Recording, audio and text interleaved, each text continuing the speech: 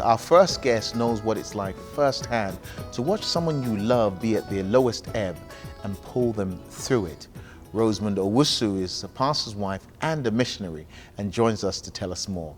Thank you so much for joining us on Turning Point, ma'am. Thank you for having me. Your husband and you pastor Yes. what's arguably one of the largest churches in Vancouver, but it wasn't always like that.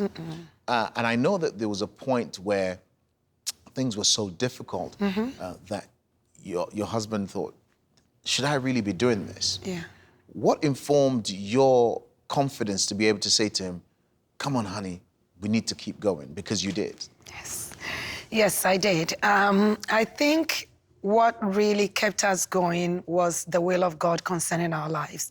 We knew this was the will of God for us. What we didn't know was that it was going to be real hard. So when times came that things were really tough, I needed to encourage him and say, this is what God has called us to do. He's brought us here for this vision, and we have to carry it on.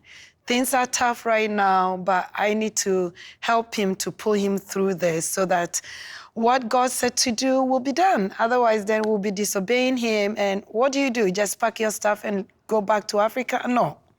I think God will be really disappointed in us if we did that. But you make it sound so easy, but for a lot of us, and especially when you're talking about a man being the head and he's supposed to lead, and here I am, a young mother, because you had a young baby then, and I'm looking to you for leadership. We're in a foreign country, and you're faltering, and you make it sound so easy, but it's not. No, it's not. But I also believe that, you see, one thing that you have to have in mind is that when God calls you together, the two of you are supposed to take dominion together. And that's what a lot of marriages don't realize, that we're not together so we can have fun. There is a vision for your life, and it's that to take dominion together. So even though he's the head of the home, I also believed that I had a part to play in the whole scenario. And it was difficult, like he said, but you pray and you get on your knees, and sometimes you are weak and you go to God and ask for strength, and he gives you the strength, and you keep going on. I remember it came to a point in our lives that you're just hanging on to God, and you're like, Lord, give me something to keep going. And God will give you a vision.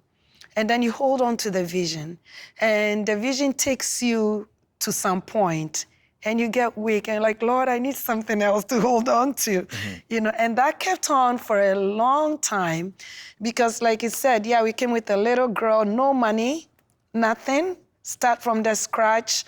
But God's strength, I would say, is what kept us going. So let me ask, now you both pastor one of the only truly multicultural churches in this city. Yes. And it's so much so it's become a model where people are coming to see how do you do it. And so what struggles do you have now? I mean, you've made it. You can buy tops like that one you're wearing. You've got lovely hair. Well, I hear a lot of people ask me this particular question when we travel through the country, trying to model this, what we're doing here, to pastors. One of the questions they ask us is, what kind of challenges do you face in your church having a multicultural, multi-ethnic congregation? Human beings are the same everywhere, you know, and you have to intentionally, you don't expect it to happen by chance.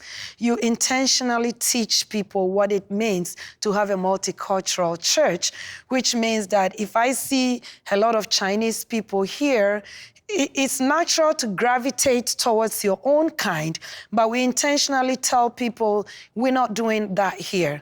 And if I am in the same, come from the same country with somebody, and all of a sudden the person approaches me and starts speaking my dialect, you can do that. But the moment a third person joins and you change it back to English, so that the person can feel inclusive and not feel outside.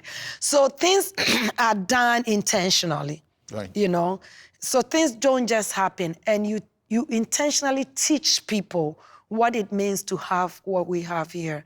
And gradually it sinks in. People begin to to realize that. I think the model is from the book of Acts, where the multicultural church was a church that was thriving so much in those days. So that was our model, and we said, if we want to do what God has called us to do, it's going to be every one of us here pulling it in and making it work. Because Vancouver is a very multicultural community. And so we wanted the church to reflect the community that we live in. Let me ask you finally, for you and your husband, your journey has been a long one. It's been an eventful one, an interesting one. What does the future hold for you and your husband and for Calvary Worship Center? I think our vision for Calvary Worship Center is to equip people for their immediate neighborhood and beyond.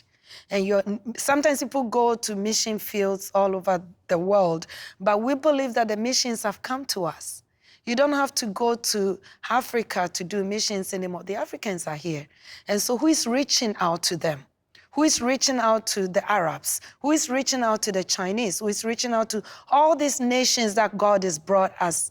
So we believe that, yes, you can go to mission fields somewhere, but your neighbor, you are an African and your neighbor is a Chinese family, but they don't know Christ. So there's no need going to China when your neighbor who is Chinese don't know Christ. So start from your immediate neighborhood. And that is what Jesus said. The Great Commission is to start from home. And when you start from home, then you go out. Pastor Rosemond, thank you so much for joining us on Turning Point. Thank you for having me.